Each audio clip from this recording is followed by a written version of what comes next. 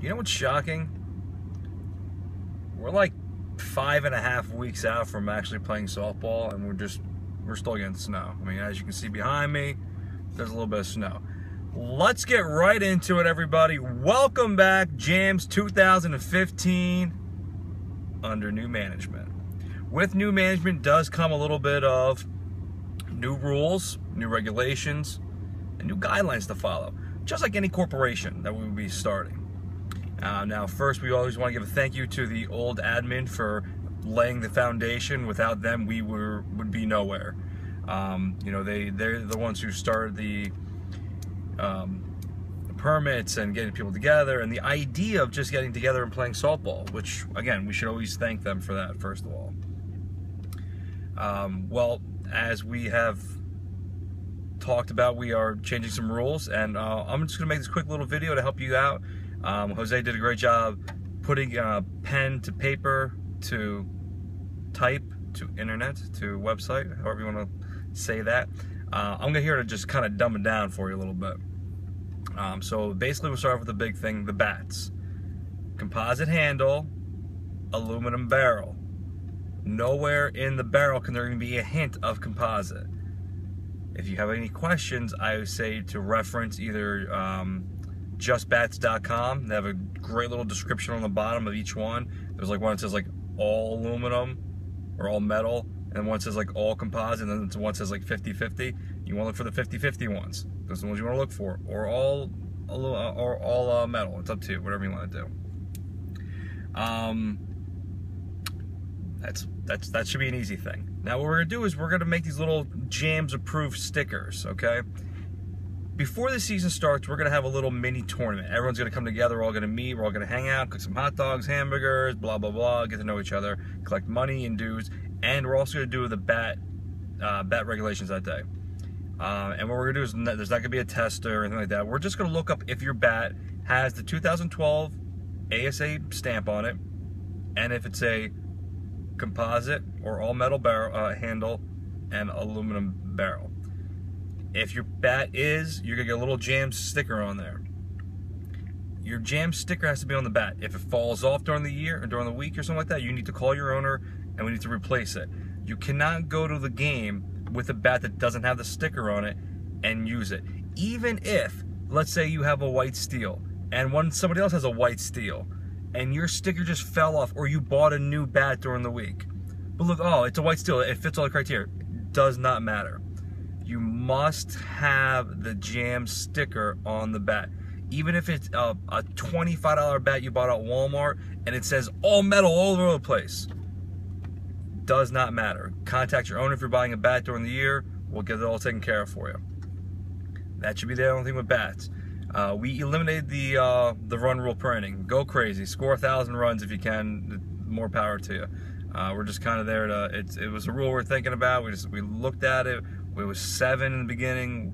We decided to take it out. So you're welcome. Home run, same rules last year. 4. Then you can go +1, 1 and 1, 1, 1, 1 all day long.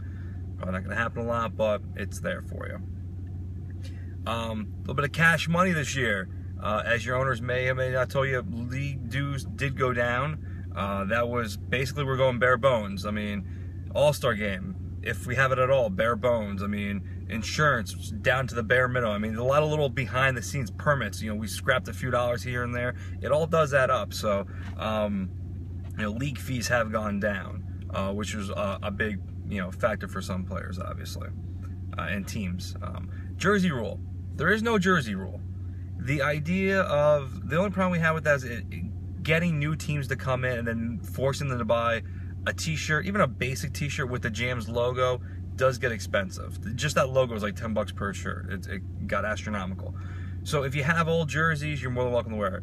If you don't have a jersey, you are expected to at least make the effort to wear a shirt that's your team's color, i.e. no side is blue. You wear a blue shirt.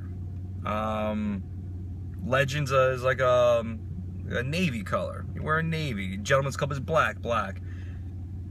Shaw's is purple. You know, again, you want to wear something close to the color. Obviously, there's no confusion, although there's usually not that much confusion on there. What else do we have? We have the the new one we're doing is the false home plate. It's a little weird to word it, so I'm just gonna draw a picture. Okay, so here's a picture. All right, so basically what you have here is, this is real home plate. This is third base. So when you hit the ball, oh, I'm running to first and second and third, and I'm gonna come home. See this right here? This is the committed line. Once you run past this committed line, even like a foot over, you automatically have to go to home. But you're not going to home here. You're actually taking this traveling path here, and there's gonna be another home plate right next to it, same distance away, about 2 feet away. You always run to the second home plate. This is to avoid collisions with the catcher.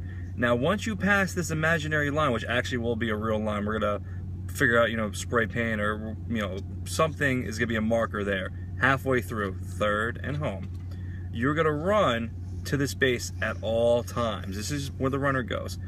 Basically, the catcher turns into a first baseman. It's a force play. So all you have to do is throw the ball from the outfield all the way to the catcher, who's sitting here, and he catches it while his foot's on the base. Before you get here, you're out. So this should be simple. There should be zero incidences of you running into the catcher, unless obviously the ball drags the catcher into that imaginary other baseline, and this may or may not happen. And obviously the catcher needs to use his, you know, his discretion of what to do. You can still be tagged out from over there, but like I said, all the catcher has to do is just catch the ball while on home before you get over that line. Now you can run to the line and then run back to third base, but once you take even a step or a hand over that line, you automatically have to go home. So if you go over the line, you can't go back. You're gonna be out, obviously, unless the outfield is not doing what they're supposed to be doing. And that's just a safety thing, which also did lower our insurance, which also did save us a little bit of green money. So any issues with that? I don't know what to tell you. That passed pretty easily. Pinch running is a new thing. At the beginning of the game, me or the owner, the two owners come together. Hey, what's going on? Nice to meet you. Let's play some softball. And they're gonna say, listen, my guy John is gonna be pinch ran for the whole game. And then the other guy's gonna say, okay, Billy's gonna be pinch ran for my whole game. When John or Billy gets on base, they're automatically given a pinch runner. Okay? We're gonna use the word pinch runner, courtesy runner, whatever wording you enjoy, you can use, which is fine. So Billy and John get on first. John's at first base. It is the last batted out, not the last guy who got forced out at second, not the last guy who, you know, if you hit the ball and you made the first, but you forced the guy out, then you're the actual. We're going to define this right now. Last batted. The last guy who struck out, flied out, grounded out, fouled out, is the runner. Nobody else can do it. So it's not like one of those scenarios where it's like, okay, our designated last out, he's also hurt, but not as bad as John, so the next guy. No, it doesn't work that way. If your last batted out is unavailable to run, then you do not get a courtesy / pinch runner.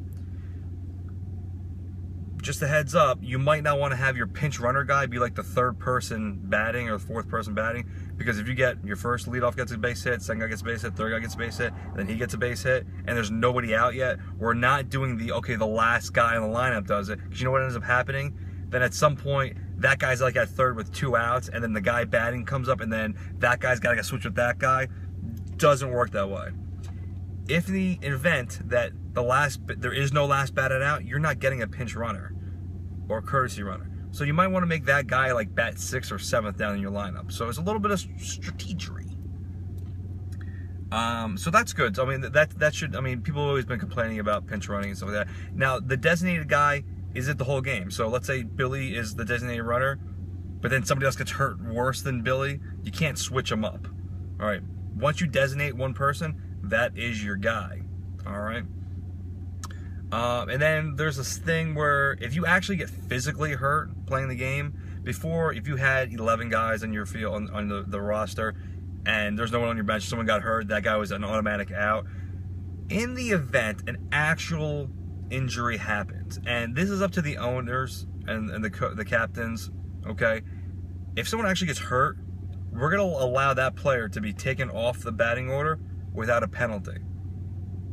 Now, if it's the bottom of the 7th inning and there's one out and there's bases loaded or something like that, and all of a sudden some guy tweaks his back, who is on the the batting circle or the cage or whatever. Oh, my back hurts. This is not football. You cannot fake injuries. If there's even a question that a player may or may not be hurt, the other team has the opinion to say, listen, I don't think that guy's really hurt. He pulled his back. You can't really prove it. If there's like a collision somewhere in the game where you see somebody actually get hurt, that's different. And the owners have come together and we all agree that, you know, we'll monitor that ourselves. That's pretty much it, I think, for rules. So basically, I think that's about it. I mean, so basically, we developed a whole new brand here, and we want the brand to flourish as much as possible. Now, there may be other leagues out there, and they can coexist. That's the important thing. We want both leagues to coexist. Now, the league that will not be named like Voldemort, okay, they're good guys. They wanted different things, and that's cool. And a few of our guys and Jams might be playing in their league in the afternoons because they're doing like afternoon games. And some of their players are going to be playing, which is cool. We want that 2-league thing to happen. There's enough room for everybody. All right? It's like Blue Magic. All right, baby? You call whatever you want. You call it Red Magic, Yellow Magic. There is Jams, and then there's other leagues, and there's no reason why both leagues can't exist. And we want that to happen. We want people to have as much options as possible to play softball. So just because you don't fit in a particular circle doesn't mean you have to just be shunned away anymore. If you want one or the other, you can go to either one. Both leagues are going to put on a great product this year. All right, no matter how you slice it, each league can coexist with each other, and we want to make sure that there's communication between both of them. We hope that they do well and we do well, so that next year, you know, they grow and we grow, and maybe down the road when everything's all balanced, you know, we can have like an American League, National League. We can all come together. Again, that's way down the road probably, but I mean, ideally, we all want to come together. Everyone wants to play. It's all about hanging out and having fun. Brotherhood, softball, Sunday, sun, having a good time. I think that's about it. If you have any questions, comments, or concerns, please feel free to reach out to me. All right, I'm always there. I'm always there. I'm always there to listen. I'm a good listener. If you have any comments or you have any questions about the rules, or you have anything that you want to bring up, maybe you have an idea, talk to your owner. Post it on the forum. No matter how stupid you think it might be, or how small you think it might be, it could just be the next big thing. All right, so just post it. Have some fun with it. For you guys have like 3 posts, just post stuff. Or post a picture. Well, get involved. But seriously, this snow's got to go. Ooh, excuse me. Well, listen, I got to get going. I got to go down to the trophy guy, because my polish finally came in. Polish up that trophy real nice for opening day. Got like 6 weeks, a lot of polish. I want to see myself in it. I'm not that good looking of a guy, but I got a good reflection, I know that. Again, hope everyone has a great time this year. I think it's going to be a super awesome, terrific, happy time to play. And yeah, that's about it. I know a video is like 14 minutes long, but trust me, the rest of the videos would be a heck of a lot longer. Oh, on-field interviews and post-game interviews. Keep them clean. Again, I'm sure when I interview in the morning, hey, I can't wait to play, we're going to kick butt, blah, blah, blah. And then the thing is like, oh, get the, you know, I don't want to talk to you, blah, blah, blah, blah, I did bad, yada, yada, yada. It's all fun, baby. Blue Magic fun, baby. I took care of Harlem. Harlem's going to take care of me, Richie. Not as good as Denzel, but what do you want me to do, all right?